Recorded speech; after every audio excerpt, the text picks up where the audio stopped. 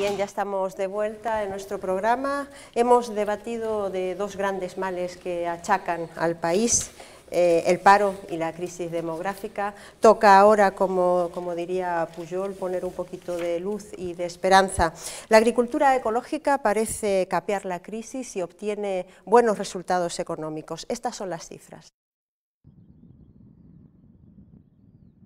Cando pensamos ou planificamos a nosa dieta en xeral ou simplemente un menú, unha comida, podemos deternos en se é equilibrada a nivel nutricional ou na cantidade de calorías que imos meter no corpo.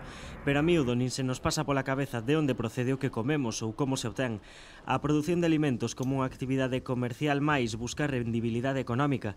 Para que isto funcione como tal, a hora de producir os alimentos é necesario usar produtos químicos creados para combater posibles pragas ou enfermidades ou para garantir o medre no caso de plantas e engorde no caso de que o que criemos sexan animais. Pero nos últimos anos está medrando un sistema de explotación agrícola, gandeira e de produtos do mar que rexeita este tipo de sustancias sintéticas. Faino para conseguir alimentos máis saudables, de mellor calidade e respetuosos na súa produción ca terra e co medio ambiente. Tamén no medio rural galego a agricultura ecolóxica é unha actividade en alza. O número de produtores e empresas que comercializan produtos ecolóxicos case se triplicou nos últimos 10 anos. Unha tendencia de crecemento mantida que se deixa ver tamén no aumento dos beneficios. O ano pasado o sector da agricultura ecolóxica pechou cun volume de negocio duns 17 millóns de euros, fronte aos 14 do 2009. Tamén aumentou a superficie de cultivo dedicada, suma xa máis de 14.000 hectáreas en toda Galicia, unha superficie da que máis do 90% está inscrita no Consello Regulador como destinada a prados e forraxes para alimentar explotacións gandeiras, das que sairá carne e leite, mentres as terras de cultivo de froitas, hortalizas e tubérculos non chegan ao 10%. Pero a marxe da terra, o gran viveiro de futuro da produción ecolóxica galega está no mar. Dende o ano pasado, a acuicultura pode cumprir cos requisitos para estar amparada polo selo de calidade ecolóxica. Unha boa nova para o mexillón galego, outro tanto ocorre no caso das conservas de peixe e marisco e incluso cas algas. En Galicia, a pesar de que o mercado lle está dando saída a toda a produción ecolóxica, non se mella ver unha marxe demasiado ampla para que medre o número de consumidores e que moitas persoas teñen acceso a vexetais que medran nas hortas propias para autoconsumo ou a carne de algún animal que se segue criando no rural. Estes alimentos sustitúen na práctica o consumo que podería ter principalmente a agricultura ecolóxica por ser unha alternativa próxima e máis barata. Bien, parece que se confirma esa teoría de que en momentos de crisis siempre es también el momento de una oportunidad, de un nuevo negocio. Señora Pontón, ¿qué le parece? Bueno, eu creo que, a pesar da cifra, non, que di que hai un incremento da produción ecolóxica no país, o que se constata é que sigue sendo moi pequena, non? E que, por lo tanto, o nivel e a capacidade de produción que podería haber, o potencial que podería haber, pois eu penso que ainda é moito, non tanto en producir para exportar como en producir tamén para a proximidade, porque eu creo que neste momento en que estamos vendo como a crise económica e a crise enerxética que está vivindo o país, bueno, que estamos vivindo no mundo, tamén ten que ver con modelos de produción. Entón, habría que promover tamén modelos de produción de proximidade. Non é moi lóxico que consumamos non produtos que se producen a centos de kilómetros de aquí, que teñen unhas distancias de desplazamento moi fortes e que, por lo tanto, teñen uns custes tamén ambientais, sociais e económicos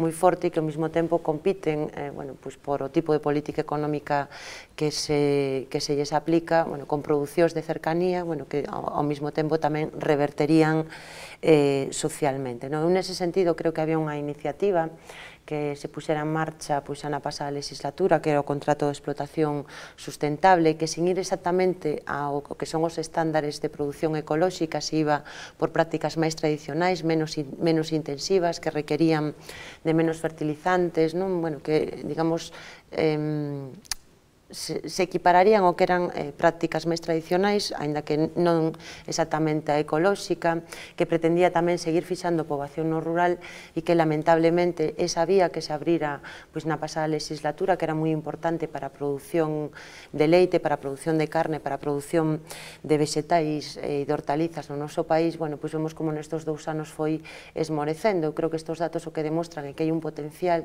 e creo que se estimulara moito máis por parte da Xunta de de Galiza, pois aí teríamos non só unha oportunidade para producir, para crear riqueza, para ter alimentos máis sans, que por lo menos é unha preocupación que teño moi importante, sino tamén para fixar poboación no rural, que creo que o noso país boa falta lle fai.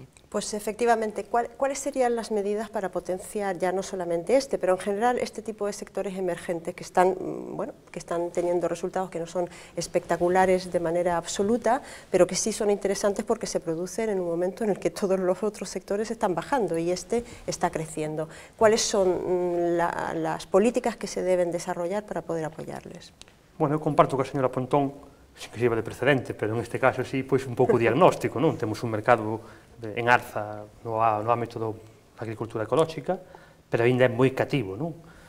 Nós temos un territorio cunhas condicións magníficas para o desenvolvemento da agricultura ecolóxica, porque tamén temos aínda moi presentes o que é o oficio do gandeiro, do agricultor, do campesiño, que en certa medida é o auténtico produtor ecolóxico, non? Bueno, dito isto, creo que no debate da agricultura ecolóxica hai puntos fortes, ou temos puntos fortes, pero tamén temos algún punto débil. Temos puntos fortes que son, digamos, a calidad dos nosos produtos, temos un punto forte que é a diversidade do noso territorio, da capacidade productiva, dende viños, hasta tubérculos, patacas, hasta queixos, hasta pescado, etc.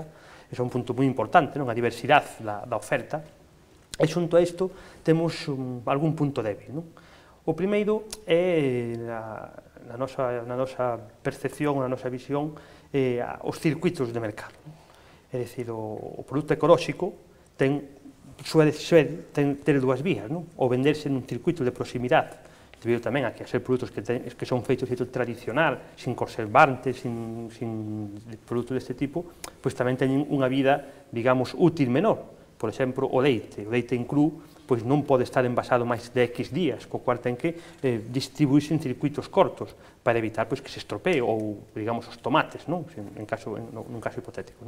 Co cual tens que ter un mercado potencial, demandante moi próximo. E aquí temos unha debilidade. En Galicia somos unha sociedade, sendo urbana nos últimos anos, aínda cunha certa conexión co mundo rural, co cual, en moitas ocasións, a propia cidadanía non percibe como positivo algún tipo deste produto, que por encima é un produto tamén máis caro, non? É moito máis fácil, en general é máis caro, en general. Co cual é moito máis fácil, e hai estudios feitos que o teñen demostrado. Eu estuve fai uns anos nun tribunal dunha tesis de produtos ecolóxicos e dicía que as zonas de maior potencial en o entorno de Barcelona e o entorno de Madrid, sobre todo porque o mercado emisor de consumidor, un mercado urbano enorme con un bon nivel de renta, pois evidentemente estimulaba a produción nas súas proximidades, non? E ese quizás é o principal reto, é dicir, que o mercado de consumo interno é débil, e o mercado digamos, de vender fora, de exportar, témolo moi fragmentado, porque son iniciativas entre comillas, minifundistas. Sin embargo, todo parece indicar que realmente el boom de la agricultura ecológica no va a venir tanto por los productos de la tierra, sino por los productos del mar. Y ahí en Galicia, en primer lugar, es una potencia marítima, y en segundo lugar, a lo mejor ese tipo de problemas de durabilidad, digamos, de un producto ya no se plantea, porque hay una industria conservera importante, ¿no?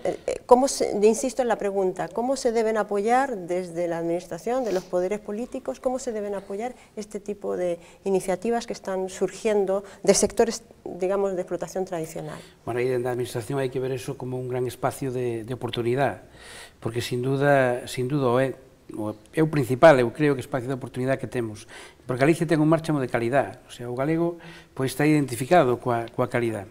Bueno, pois debemos de aproveitar todo eso, e depois de logo eu penso que debemos de ligar este tipo de producións tamén a unha cantidad importantísima de espacios que temos protegidos, o sea, ligar a calidad de produtos ecolóxicos, tanto no mundo do mar como no mundo do agro, eu pareceme que a espacios ligados, a espacios que temos protegidos, eu pareceme que tamén é un espacio de oportunidade importante. Si penso que o peor que podemos facer é facer que isto se peche, que o pechemos entre nós, facerlo en círculo cerrado, non. Hoxe en día non hai distancias, hoxe en día hai tempo de chegada, e hoxe Galicia, eu penso que en pouco tempo vai estar en condicións de accesibilidade a todos os mercados como a calquera outra rexión de Europa. E, por tanto, eso temos que aproveitalo. E, se o pechamos en nós mismos, pois prácticamente non servirá para nada. Un apunte que me quedou por decir, o segundo problema grande que temos, entre comillas, que temos que solucionar é que a visión productiva, que suele ser microproducción, familiar ou de moi pequena produción, hai que potenciar ou que se asocien e crear unha red de venta exterior. Eso é moi importante. Para iso non tiñamos que haber desmontado o Banco de Terras, que un dos obxectivos que tiña era iso, e o goberno camiñou na dirección contraria. Productivista, non ao revés. Productivista non, porque valía tamén para isto. Depois hai outra cuestión, no tema do mar, que parece que aí temos importantes posibilidades, temos tamén algunhas asignaturas que facer. Temos que rematar dunha vez por todas co saneamento das rías, porque parece que temos aí un ben increíble, que temos que explotar ao máximo, pero que temos algúns riscos tamén sobre ele. Por tanto, temos unha asignatura pendente que temos que sacar para diante, estás traballando e temos que sacar para diante, que levar para diante o saneamento das rías. Eu pareceme que tanto o mundo da pesca, na produción acuícola, como tamén, porque non dicilo, hoxendía xa hai produtos galegos que proceden do mundo da pesca que están identificados como produtos de calidade de Galicia que teñen xa un alto valor engadido no mercado. Non tanto no noso, sino fora. Por tanto, o que digo eu é que para o mercado interior, sin duda, sí, pero pechalo aí sería unha limitación tremenda que non debemos, baixo ningún concepto, asumir como algo que non hai máis remedio que asumir, non hai ninguna dificultade para calqueira tipo de produto dos que hoxe se vayan producir en Galicia. Temos accesibilidade por mar, por terra e por aire. Temos que aproveitar os 3 aeroportos, temos que aproveitar as posibilidades que vai dar o tren de alta velocidade, temos que aproveitar as posibilidades de 3 entradas por autovía, libre de peaxe, nada menos, e eu pareceme que todo eso é un aporte de oportunidade que hai que complementarlo, lóxicamente, co desarrollo que ten que facer o Goberno de Galicia de potenciar este tipo de actividade. E hasta ahora, temos que ser sinceros, máis ben, tratase de iniciativas personales, moi loables, que de estrategias da administración. Eu pareceme que vai sendo hora de que a administración teña e diseño unha estrategia tamén encaminhada a esa dirección. Eu quería poñer un exemplo. Non vamos a facerlle publicidade a ningunha marca, pero eu coñezo un caso dunha empresa que se dedica a produción ecolóxica, que o principal problema que tiña era de distribución. Era o principal problema que tiña, porque tal e como... Porque hai moi pouco. Non, eles tiñan capacidade de producir, pero que tiñan un problema gravísimo para poder entrar nas redes comerciais, hasta nas redes comerciais de Galiza. Entón, aí é onde tamén unha administración se ten que implicar. E despois hai un determinado tipo de produtos ecolóxicos que pode entrar en redes de distribución máis ampla, pero hai outro tipo de produción ecolóxica que, eu si quero algo que non leve conservantes nin colorantes en fresco, non o podo exportar como os produtos que levan conservantes, colorantes e que aguantan meses. Vamos, eso non me parece unha cuestión de dialéctica.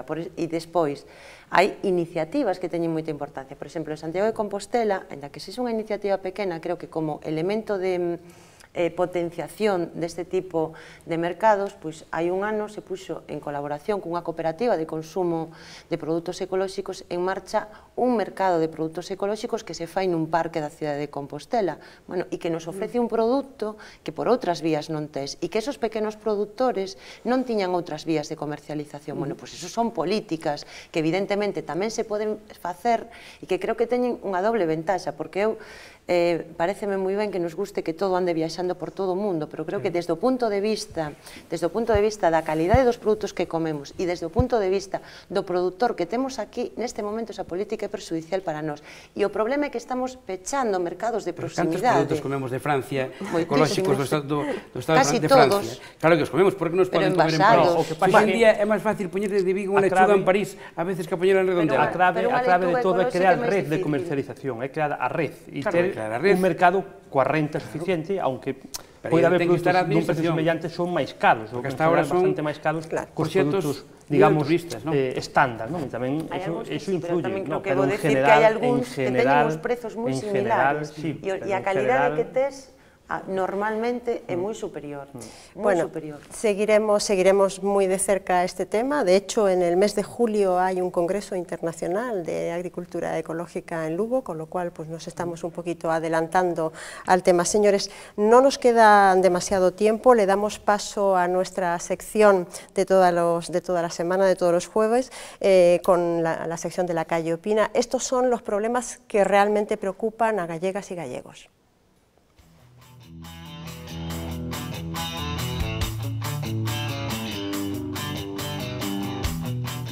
Aos cidadáns preocupa a economía os perniciosos efectos que trouxo consigo a crise.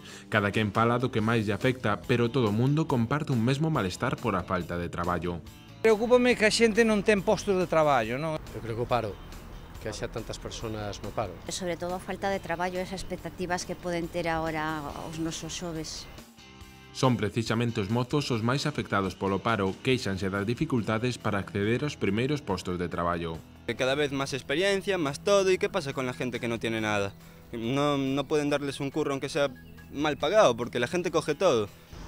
Experiencia tamén é onde a consigue, se non che dan nin puesto de traballo, oportunidade ninguna, nin... Bueno, deixo un futuro moi negro. Pero o paro non é o único problema económico que lle quita o sono aos cidadáns. A suba de prezos e a perda do nivel adquisitivo tamén dan bastante que falar. As subidas do gasoil, as subidas da luz, a xente entralle pouco sueldo na casa e non pode pagar esas subidas. Empezas pola luz, empezas polo teléfono. Que non hai dereito a todas estas cousas que nos están facendo, chico. Tamén atopamos cidadáns preocupados polos servizos sociais, temen que se produzcan recortes en materias fundamentais como poden ser a educación ou a sanidade. Nas aulas están eliminando moitos cartos para a xestión dos centros. Os recortes nunca deberían ser nen educación, nen investigación e desenrolo, como hai agora. Eu creo que con políticas de aforro e sobre todo de eliminación de determinados gastos fundamentalmente burocráticos se pode solventar o problema. Pero se deixamos aparte a crise, xorden as preocupacións de carácter local, as que afectan máis directamente aos cidadáns.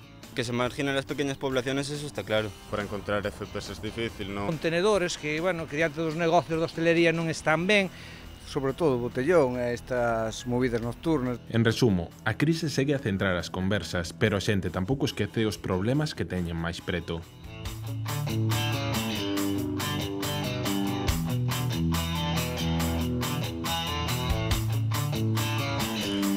Bueno, la gente se queja en la calle, se queja de lo que todos nos quejamos, de la crisis, pero también se queja de cosas a lo mejor mucho más cercanas, ¿no?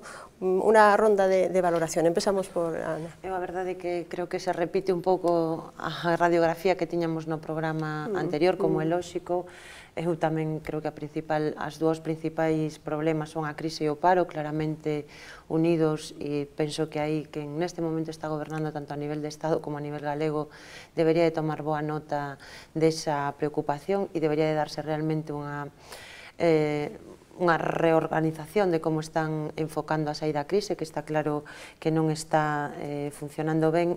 Creo que o goberno de Feijóo tamén debería de tomar nota da preocupación que hai polos recortes en educación, en sanidade, que son servizos básicos que si son sempre importantes nun momento de crise como actual son moito máis importantes, e bueno, logo creo que temos unhas municipais e que esas temas máis de curto alcance tamén van a ter encaixe nese debate. Tendremos ocasión de hablar de ello. Sí, engarzamos co debate inicial, é dicir, pois co paro, non? Evidentemente o principal problema, o fundamental para moitísimas familias, sobre todo para aqueles que teñen que sufrir, non? Galicia, pois ten un 15% de taxa de paro, España ten un 20% de taxa de paro. É dicir, son datos moi preocupantes e son situacións que de algún xeito condicionan todo o resto, non? Tamén é certo que se falaba aquí dos recortes sociales. Eu quero recordar que este goberno, no 2011, cun orzamento decrecente, pois adica o 75% dos seus recursos ás tres políticas básicas, a educación, a sanidade e a servizos sociales.